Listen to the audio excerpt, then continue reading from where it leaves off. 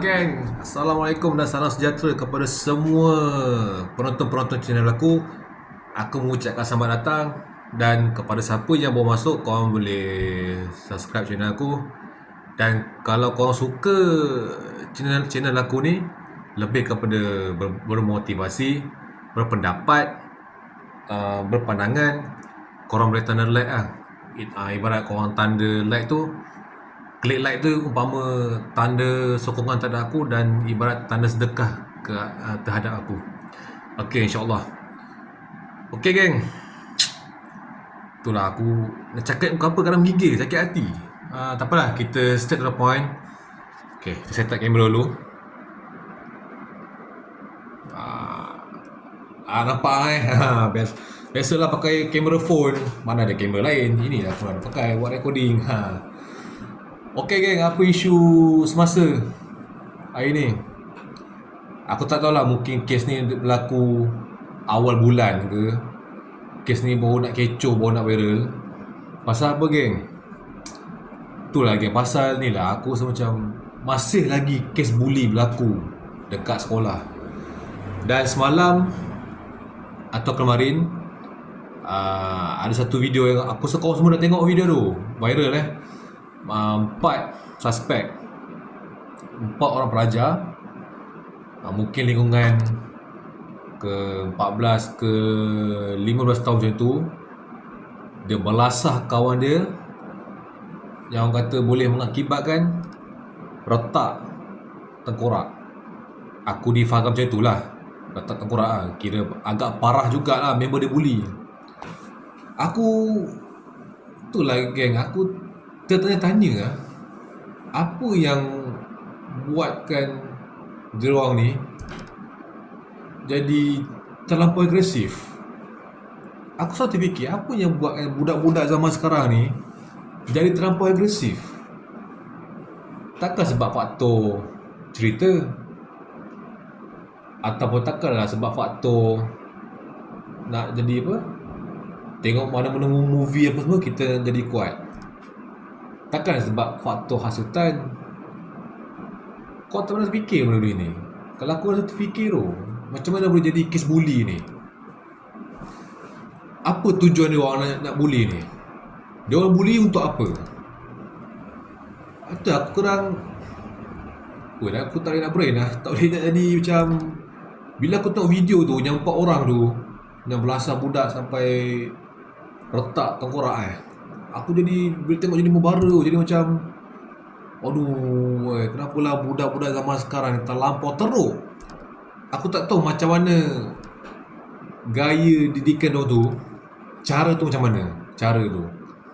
Takkanlah budak-budak ni dipengaruhi oleh anasir-anasir lain.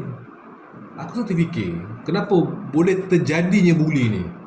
Zaman aku dulu, 20 tahun dulu, macam aku pernah cerita sebelum-sebelum ni, video aku sebelum ni. Dulu mungkin ada kes bully juga, tapi tak ada se-viral sekarang. Sekarang ni viral, budak-budak sekolah sekarang semua bawa phone pergi sekolah.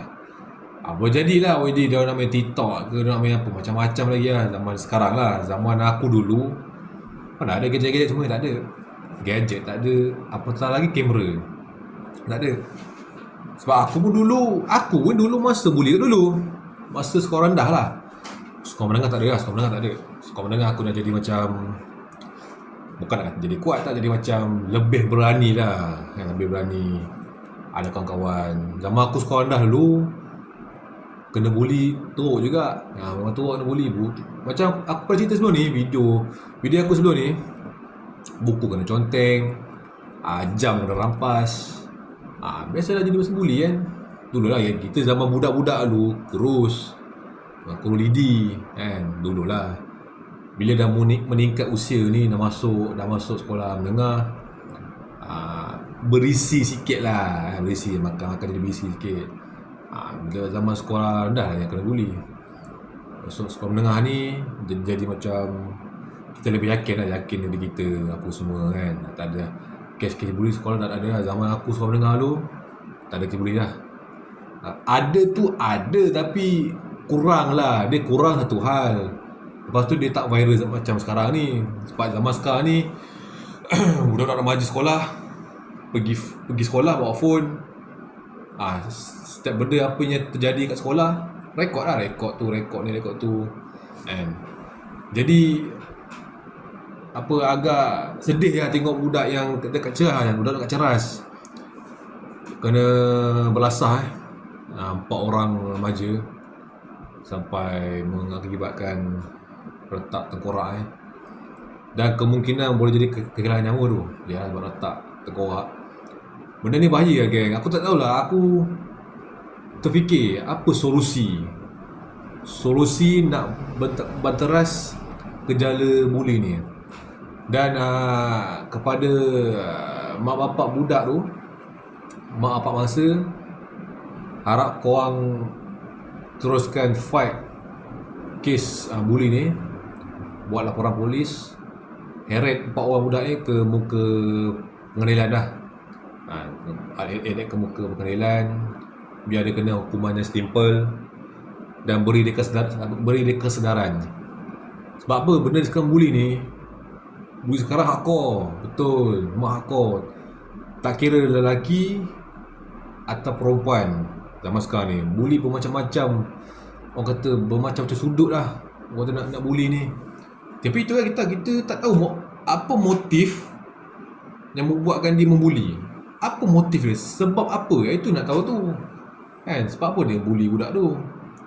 Gila kalau gejala buli ni, kalau kita tak bendung, 10 tahun akan datang lagi bahaya. Sangat-sangat bahaya.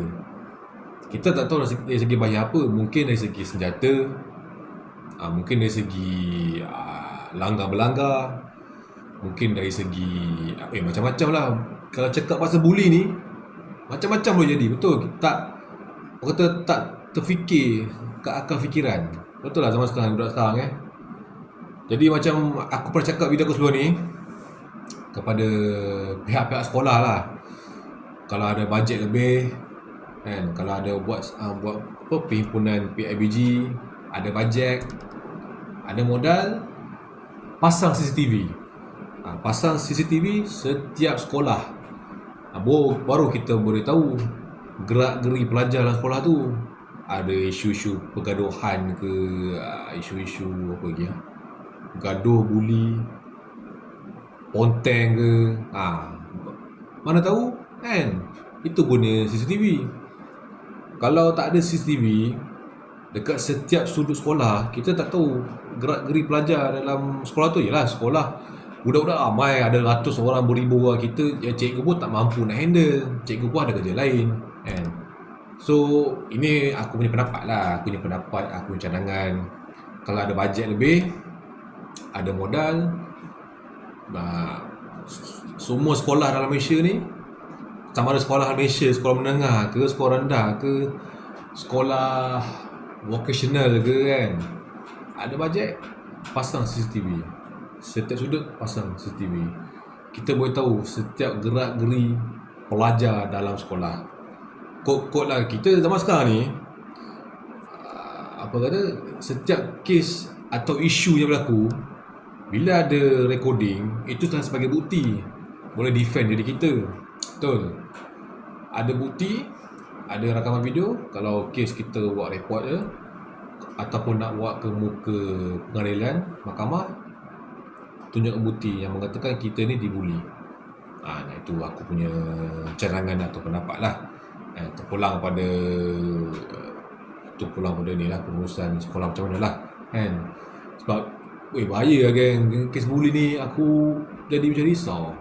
Betul, sebab yelah, kita didik anak dengan baik, kita didik sehabis mungkin didik. Bila sampai kat sekolah, lain jadinya. Ada mak bapak didik anaknya baik, dengar kata, faham, dia boleh baik. Bila sampai kat sekolah pula, dia akan jadi lain tau. Dia akan lepak dengan satu orang apa, dia akan jumpa dengan kawan-kawan yang lain persefahaman. Kita baik, tapi bila jumpa kawan ni pula, kita tak tahu cara didikan macam mana. Dia boleh mempengaruhi kita lah. Weh, jom kita begini lah. Kacau Imran ke, kacau Hana, kacau contoh lah, contoh. Kacau. Padahal kita dah latih diri kita ni.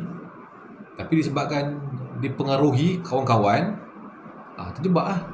Boleh sana sini, heret pergi ke belakang, pergi ke tandas, kita bantai apa semua. Kita tak nak je macam tu kan. Sebab kes bully ni makin bahaya lah kan. Makin agak merisaukan jugalah. Kadang-kadang mak bapak pun hantar anak sekolah, orang kata yelah tawakal kan, apa nak jadi jadilah juga. Tapi itulah, benda ni kena ambil langkah yang ni lah, langkah yang drastik lah. Kena cegah awal, buat kempen ke, kempen cegah buli kat sekolah ke, beri penerangan apa kesan side effect dia, apa hukuman kes buli ni. Aku tengok video sendiri kan, dia kau pun tahu tengok video kan, kau mesti tengok video tu, dia masuk, dia hentak belakang kepala ni. Ini kalau pecah ke apa, boleh lumpuh saraf, boleh lumpuh. Itu yang risau tu, memang risau. Jadi aku nak pesan kepada ibu bapa mangsa tu lah. Aku nak pesan kepada ibu bapa mangsa, teruskan fight kes ni, jangan cepat mengalah kan. Bawa ke muka pengadilan, biar 4 remaja tu kena hukuman yang ni lah, kata hukuman yang simple lah. Kalau kena hukuman yang berat lagi bagus untuk beri kesedaran. And biar dia biar dia insaf dan sedar tingkah laku dia terhadap mangsa yang dibuli tu. Okey, kepada ibu bapa kalau sana, ini cadangan. Kalau korang ada bajet lebih ke apa, hantarlah anak korang pergi belajar seni mempertahankan diri lah. Macam aku pernah cakap video aku sebelum ni lah kan, hantar anak pergi belajar ni, belajar silat ke, taekwondo ke, judo ke, apa-apa sekalipun, hantar anak pergi belajar. Benda tu bagus sebenarnya, bagus, betul. Anak buah aku 2 orang ke 3 orang, dia sebenarnya ada 4 orang. 2 orang belajar silat untuk diri dia. Aku dah banyak kali cakap dengan dia orang ni, belajar silat, jangan menunjuk, simpan. Bila keadaan darurat, baru keluarkan. Kalau ada kawan-kawan buli ke apa semua, orang kata apa, kalau boleh, kalau kita nak cegah. Tapi kalau kawan-kawan okey apa semua kan, tak payah bawa keluar ilmu silat tu, jangan bawa keluar. Kalau kawan-kawan ajar tu apa, kalau boleh elak. Contoh adalah budak biasa, budak zaman sekolah kan, jenis cabar-mencabar, weh jomlah kena fight kau pengacut ke. Zaman sekarang kan, zaman aku dulu ada juga yang tu. Zaman sekarang lagi hardcore. Kalau boleh elakkan sebab kita belajar silat ni untuk nak apa, untuk mempertahankan diri kita dari ancaman-ancaman orang lain kan. Jangan nak kita nak menunjuk. Jadi saranan aku, pendapat aku kepada ibu bapa kat luar sana, kalau ada bajet lebih sikit, hantar anak korang pergi belajar martial art, seni mempertahankan diri, supaya lindung diri kita daripada dibuli oleh orang lain. Itu aku punya cadangan dengan pendapat lah. Okay, kepada budak-budak luar sana, aku tak tahulah, kalau korang tengok video aku ni, aku tak tahu apa tujuan korang nak bully ni, dan aku tak tahu sebab apa korang nak jadi pembuli, nak jadi kuat. Aku tak tahu. Aku harap kepada pembuli-pembuli dekat luar sana, harap insaf lah. Insaf, belajar je rajin. Sebab zaman sekarang ni, kau tengok berapa ramai budak-budak kat luar sana yang tak ada SPM, susah cari kerja, yang menyesal pun ada. Tak ada SPM, kerja kat sekolah jadi gangster di Samsung kan, bully sana sini apa semua, macam-macam lah. Ada yang tengok, ada aku perasan budak sini ada yang seorang dua lah, tak ada SPM, nak cari kerja susah. Memang zaman sekarang perlukan kelayakan. Tapi tak dinafikan juga, ada yang tahun lepas kot video viral budak motor bangga tunjuk SPM, result semua E, bangga tunjuk result semua E, naik motor, macam seolah-olah tak ada apa yang berlaku. Padahal dia tak sedar tu, zaman sekarang nak kerja memerlukan sijil. Tak kisah sijil apa sekalipun, memang perlukan sijil. Tapi itulah aku cakap, dah kalau dah result kau dah E, F apa semua, aku tu pandai-pandai korang ikhtiar hidup, pandai-pandai korang survive. Sebab dunia sekarang ni dunia yang mencabar, memang mencabar, dunia yang keras lah kata. Okay, setakat ini saja video aku untuk kali ini. Dan aku harap kepada pembuli-pembuli dekat luar sana, banyak-banyaklah bertaubat, insaf, jangan bully anak orang. Manalah tahu di masa akan datang kalau korang dah berkahwin ke dah berkeluarga, anak korang pula ditimpa musibah, kena bully juga seperti mana yang kau pernah buat dahulu. Benda ni ada kifarah kan. Bukan nak cakap aku ni baik adalah. Sebab aku dulu masa bully kat dululah, sekarang dah dulu kisah lama dah. Jadi kalau zaman sekarang ni kalau orang nak bully aku, silap besar lah, silap besar. Dia orang kata apa, ibarat siapa yang nak bully aku ni, umpama dia tu dah tempat tiket awal-awal ke hospital lah. Tak adalah. Aku kan apa-apa, aku hanya manusia biasa.